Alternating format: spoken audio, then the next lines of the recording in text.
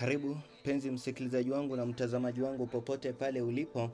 Leo ikiwa ni siku ya kwanza katika mwezi Oktoba mwaka ni wa 2025. Karibu katika makala yetu ya kila siku ya Jumatano ya Je Wajua.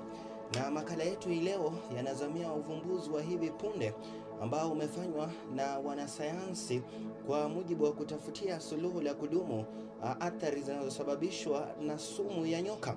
Tafiti za kuvumbua mbinu za kumaliza makali ya sumu ya nyoka kupitia machozi ya ngamia, hii ikiwa ni mojawapo ya mikakati ya wanasayansi ya kutafutia suluhu na ahueni kwa waathiriwa wa kuumwa na nyoka.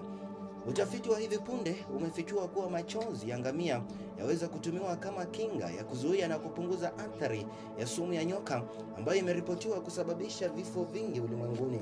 Wanasayansi hawa kutoka katika maabara ya Central Veterinary Research Laboratory nchini Dubai wamebaini kuwa ngamia waliochanjwa kwa kutumia sumu ya nyoka kama vile Saw Scaled Viper hutoa kinga inayofahamika kama nanobodies ambayo hupatikana tu katika chembe-chembe za damu ila hata katika machozi yao.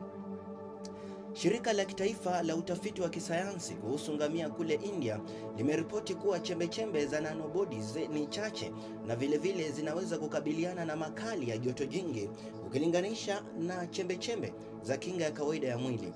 Kulingana na majaribio ya maabara, chembe-chembe hizi zilidhihirisha matokeo chanya katika kukabiliana na athari pamoja na makali ya sumu ya nyoka.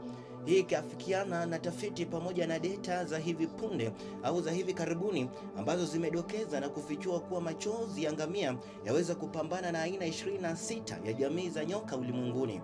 Huu ukiwa ni uvumbuzi ambao unanuia kuleta taswira mpya katika safu ya utafiti, haswa katika kutatua na kutafutia suluhu la kudumu kutokana na athari za sumu ya nyoka ambazo zimekuwa dhahiri haswa katika maeneo ambayo matibabu anuai ni finyu mno.